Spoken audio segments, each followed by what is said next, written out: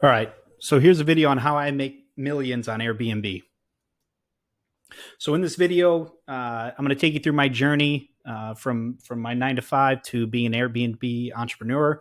We'll talk about why Airbnb is so powerful for building a short-term rental business and how it compares to many other businesses you can get involved in.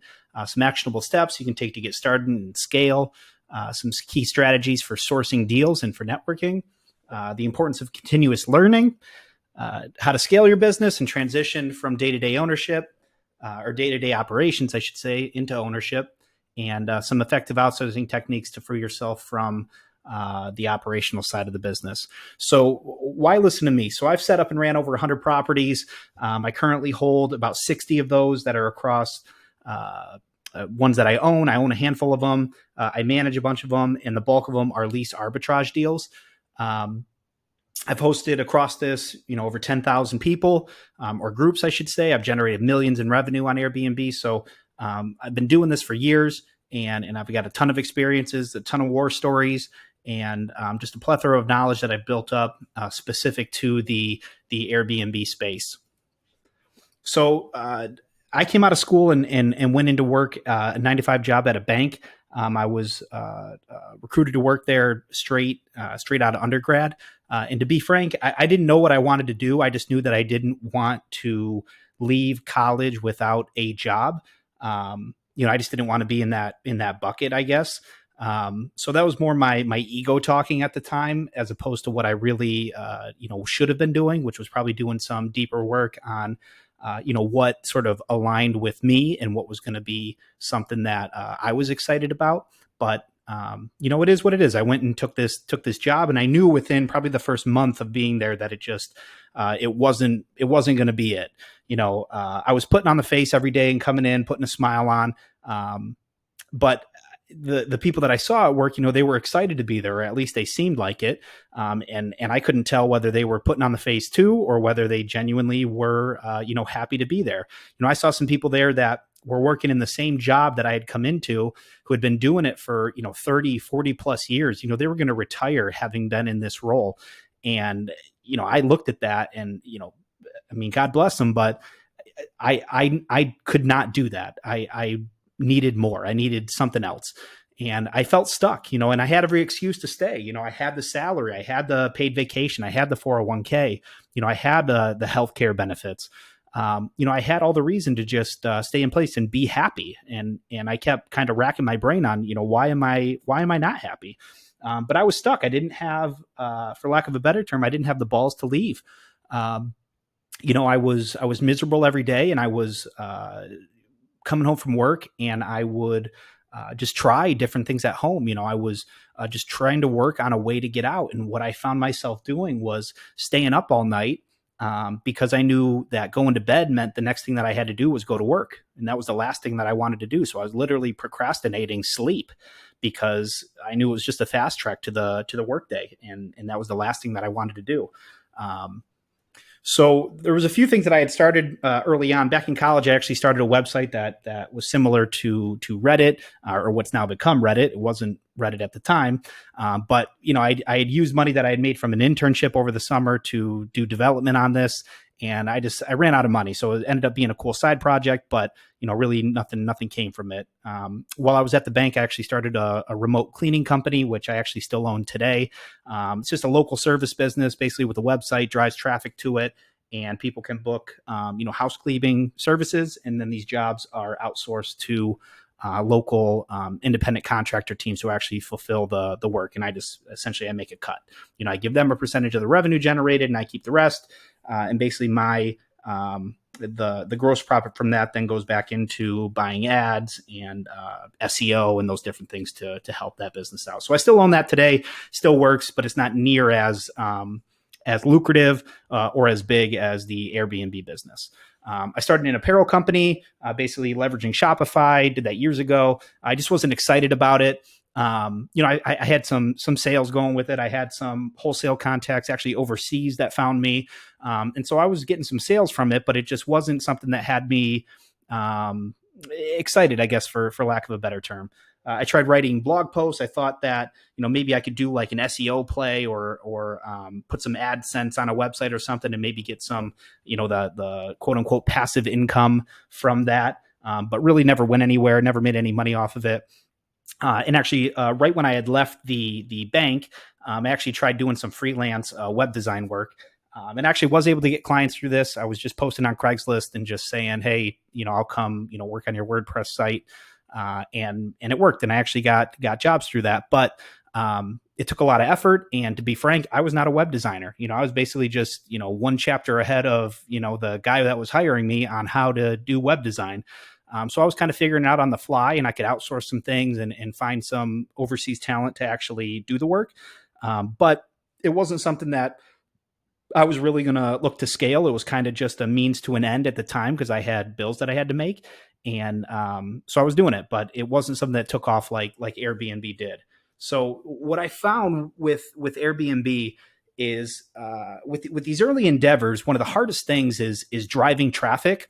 And you can do it through a variety of means, but the core principle at the business is having this funnel where you can drive traffic to your business, get people to know about you, and then convert them into paying customers. So there's traditional methods of cold calling, email marketing, SMS, search engine optimization, cost per click, advertising. And these types of things, they take time. And by time, I mean, they take time to set up, they take time to plan, they take time to implement. And the other side of this is they take money. Now, each of these things can be a profitable use of money when they're optimized properly, but to get to that optimization takes a lot of time and a lot of money.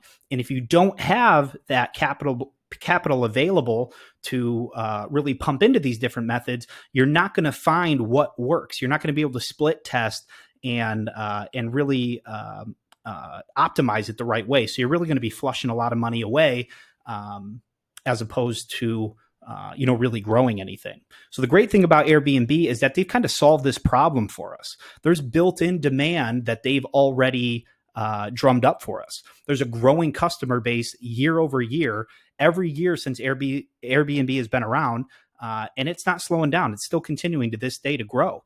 Airbnb has become a noun in itself. When you say you're going to go on vacation and people ask you where you're staying, did you get a hotel? And you say, oh, no, I got an Airbnb.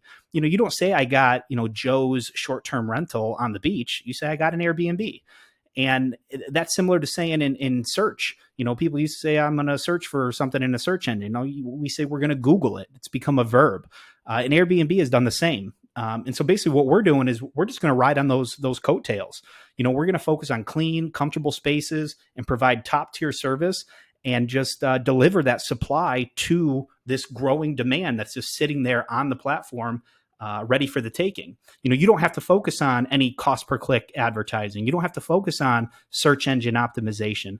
You just got to set a place up, photograph it well, build out your profile, and throw your hat into the marketplace and watch clients come. And it really is that simple at its core. Now, there's nuance to it, of course, and there's ways there's a baseline that you have to know to do it well.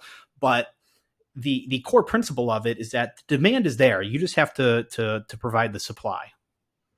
So when you're getting started, I'm of the belief that it's hard to go straight into the ownership side of things unless you got a whole bunch of capital available and you're willing to spend the time to figure it out, or you're willing, I guess, to pay for management companies to handle it, which I don't advise doing. I'm of the belief that you self-manage things and that you grow this into your own enterprise yourself. But you may have the capital to do so. And if that's for you, then this likely isn't the video for you. I'm more focused on when we're starting out, we're doing more lease arbitrage and management deals. Lease arbitrage is my primary belief on what you should focus on. And that's because it aligns your incentives with that of an owner. And what I mean by that is you have to be focused on the bottom line when you're in lease arbitrage. You have your rent, and your other expenses. So you have your internet bill, your utilities, your cleaner, your pool guy, whatever it may be. You have all these different expenses that you have to balance out with the revenue that you can generate on the platform on Airbnb. With management, all you're focused on really is driving revenue to that business. Now you may think, yeah, but isn't that just, that is one aspect of this puzzle, and you'd be correct, but there's subtle changes when you're just managing it for somebody in your mindset versus when you're truly accountable to the profit and loss. And with management, you're getting paid whether that owner has a loss that month or not. You could generate, say, 5 or 10,000 that month, but if they had 6 or 11,000 in expenses that month, you're still going to get paid out on the 5,000 or 10,000 that you generated. Now, there's a lot less risk there because you're getting paid out regardless, but I think there's a lot more of a learning opportunity and actual business growth that will come from the lease arbitrage side of things when you're actually trained to be accountable to the profit and loss. All right, so essentially one of the core principles of this is networking. And essentially, if you've seen one of my other videos, I talk about how we drive deals our way. And essentially, we're doing that through brute force. Essentially, we're doing it on Zillow, Craigslist, Facebook Marketplace, apartments.com. We're at hot pads, wherever owners list spaces for lease. That's where we're essentially sending out our little templated pitch to people and seeing what we can get back, getting people on the phone, and bringing them around to our cause, essentially allowing them to do what we want. And then we're going to analyze things. But essentially the core blocking and tackling of this business is this cold outreach type effort and networking. And essentially networking is not for a specific purpose per se, in that we're not trying to go out and say, oh, I got to find an investor, or I got to find a partner, or I got to find this or that. What we're looking to do is get in front of or get around people that are doing things that we want to be doing, business owners that are actively involved in the marketplace. It might be investors. We might come across those, but just entrepreneurs in general, getting around them and being of value to them. You can do this through business networking groups. There's some organized ones. There's other unorganized ones. But these things are listed all over the place. You can find them on Facebook groups or on Google. Meetup is another great app that you can use to find these. Conferences, if you have some money that you can put towards this, are a great way to meet with people. The other hustle you can do with conferences is find out where they are being hosted and just go to that hotel bar, or don't pay for the conference, go to the bar. And people are going to find you and they're going to say, yeah, I'm here for this conference, and you can network with people that way. The other thing is just basically happy hours and just get in front of people that are in areas. I'm not talking happy hour, at the local towny bar. I'm talking, happy hours at, some place that people who are doing things are, hanging out.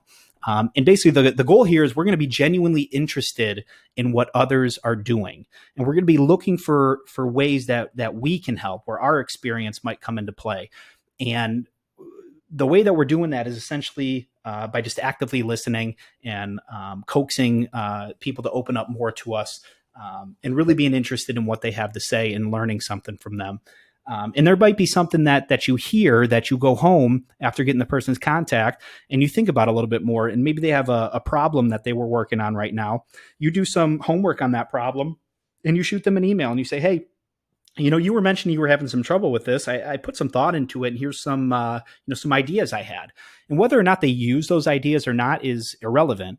What you're doing here is you're showing that you are somebody who cares about that person in the sense that you want to solve their problem, and that's a way to endear yourself to that person and really make a real connection. And that's what we're looking to do when we're building up this network of ours. Is we're trying to make as many real connections as we can as possible. All right, so we need to focus on continuously learning, and I do this, and I encourage people to be voracious readers, whether it's self-improvement or business-oriented material. I do think if you're young and you haven't had a lot of experience in those two things, it's worth doing, just because it'll speed up the process. Essentially, you won't have to go through all the hurdles of these things if you sort of surround yourself with self-improvement and business-oriented things that can sort of level up your skills. So that might be, online marketing or cost per click advertising, or it's SEO and how that works. Copywriting is a huge one. Email marketing and how that different type of stuff works. And it's not so much because we're going to use these skills specifically. It's so we have a working knowledge in all aspects of how businesses operate, and that way we can have intelligent conversation with other entrepreneurs, and we have a breadth of knowledge that we can sort of call back on and be valuable to people. It allows to make connections that you wouldn't otherwise have. The other thing is I think it's super important to be somebody who's a problem solver and to independently try to solve tasks on your own before seeking outside help. So be somebody that's always willing to hop on YouTube or read a blog post or find some other resource that you can learn for yourself and give the problem or the task a go on your own, at least the first time, and just see what the hurdles are that you come across. And that way it'll give you a good sense of when you do hire somebody, what good talent, looks like in that, because they're going to breeze through those things that, you had trouble with. And you're going to be able to talk to them at a much deeper level if you've tried it on your own before. The other thing that I encourage people to read is business biographies. These are huge because they give you a framework for overcoming setbacks and overcoming challenges, because what you'll find is cohesive throughout all business biographies is that they all had challenges, and not just one, they had numerous. And that's something that you can fall back on when you face your own challenges and just say, this is just part of the game. This is what everybody goes through. And this is just something that you have to, put your head down and just grind it out. As the old saying says, if you're going through hell, keep going. And the only way you can fail in this business is if you give up. That truly is the biggest risk of all, is whether you in your heart know that you're somebody who gives up or whether you know that you're not. And if you know deep down that you're not someone who gives up, then there's no reason that you shouldn't go after it. All right. So to continue on that, you're going to face a ton of doubt and fear and issues that seem insurmountable. You may feel that now. Actually, you probably do when you're trying to start something new. There's still times that I feel this for when a new thing comes up, that it's going to be something that I can't handle, or it's going to be too much. I'm going to be stretched too thin. I'm worried about, making a new hire because of a certain cash flow thing, whatever it may be, that little twinge of fear and doubt that comes up that stops you from doing something that deep down you probably should do. You're going to have to cultivate a way to just stamp it out and push that thing deep back down in yourself. And each time it comes up and rears its head, you're going to have to do it again and again and again, because it won't go away. It'll just get a little easier because you'll understand that, this is just another one of those, this issue, this feeling is just another time that I'm just kind of feeling this way. But, there's highs and lows in this thing. You're never up all the time, and you're never down all the time. So when you're up, appreciate when you're up, and when you're down, realize that it's not eternal. It's not forever. All right. So when we talk about scaling in business, one of the things that I like to think about is I think it's important to get your very first one, and I'm specifically talking about Airbnb and lease arbitrage here.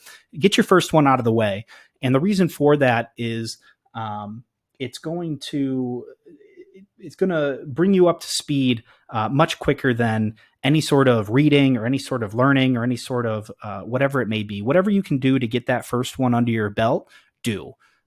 Whether it's a great deal or not is pretty irrelevant.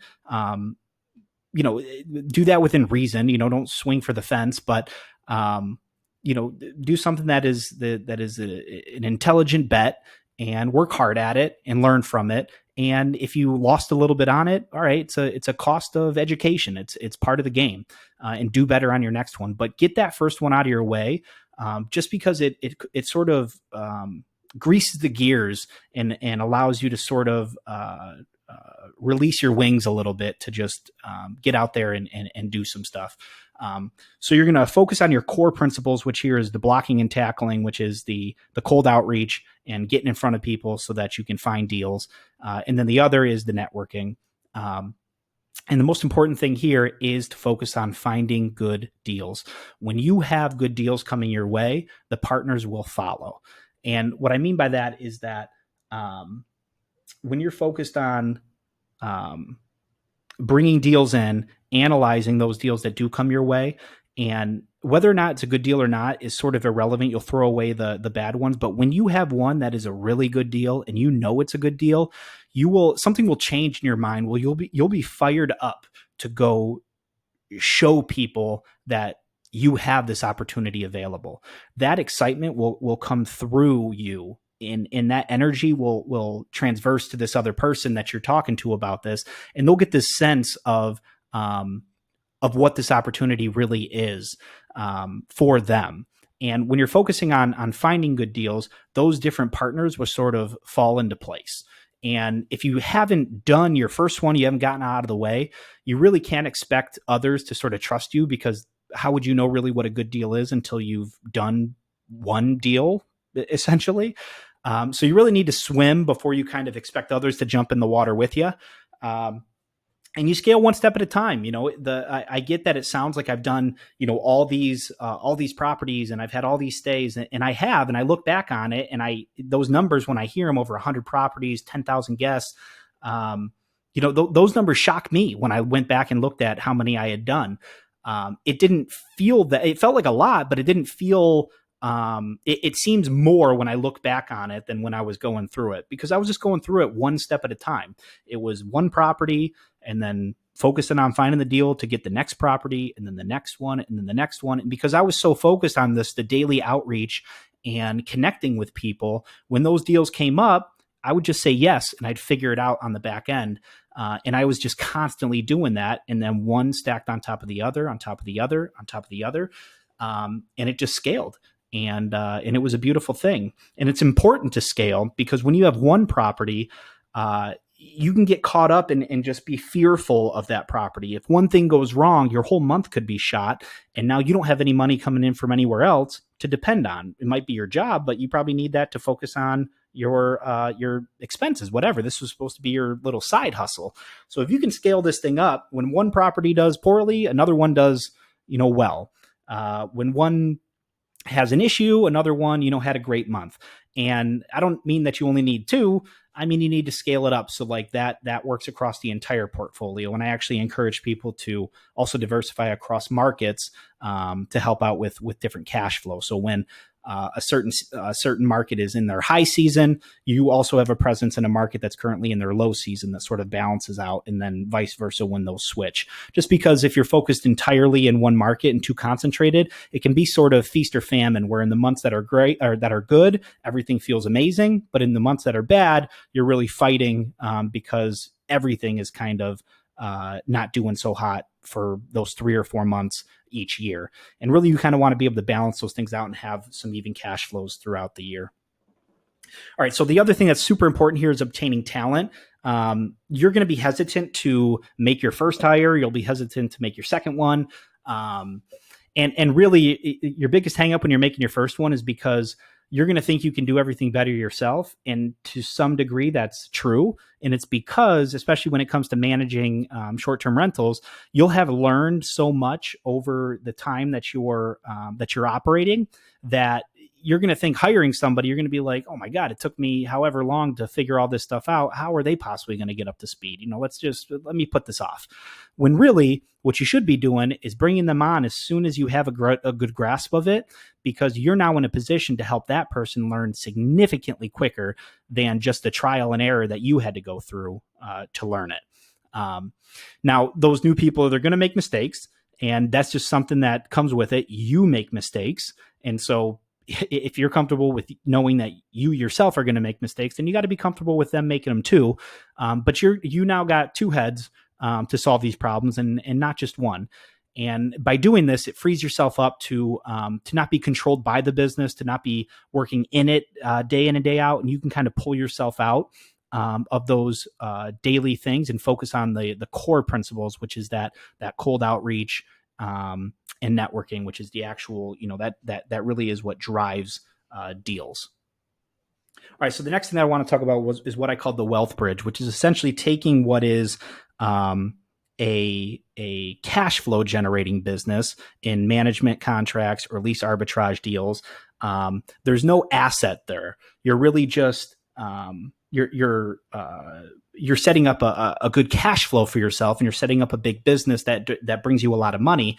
But there's no asset value, and the real transition when you want to generate wealth out of this is transitioning towards where you're now an owner, not just a leaser in this, or a manager in this type of situation. You want to be an owner so you can have the tax benefits, you can have the appreciation, and really maximize the potential of it.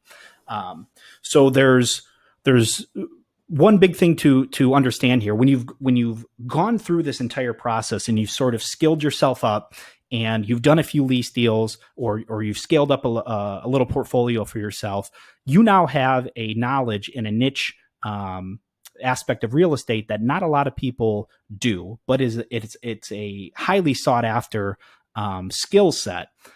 It's why people have to hire managers, is because it's a distinct skill set to do this. But when you've done the lease arbitrage side of things, you already have the framework for the ownership side of things. So it's a much easier transition here. And with any sort of investment, there's two components that are needed. You need capital to invest, and then you need a management expertise. You need somebody who has the money, and you need somebody who's going to do the work each day. And you can have money, you can have expertise, you can have both, but you can't have neither, essentially. And once you've established yourself as having this niche specialty, deals will come to you. My early funding partners, when I went to go buy stuff, actually were my landlords originally. So I had done a bunch of lease arbitrage deals with them, and they came to me saying that they wanted to buy stuff.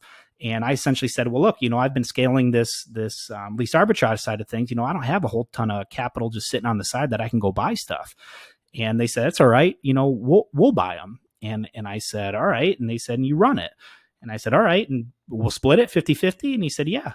And I said, all right, let's do it. And no joke, that's how that deal happened. And we went on to buy a new property every single month. We were buying them, renovating them, setting them up for short-term rentals, and I've been operating those in the portfolio ever since. And those types of deals would have never come my way had I not taken the dive and just done the lease arbitrage side of things and scaled up that end of the business. So now these types of deals come my way, and those types of deals will come to you too once you've gone on this journey. So I want to thank you for watching. If you like it, please hit the like button and subscribe. Thanks.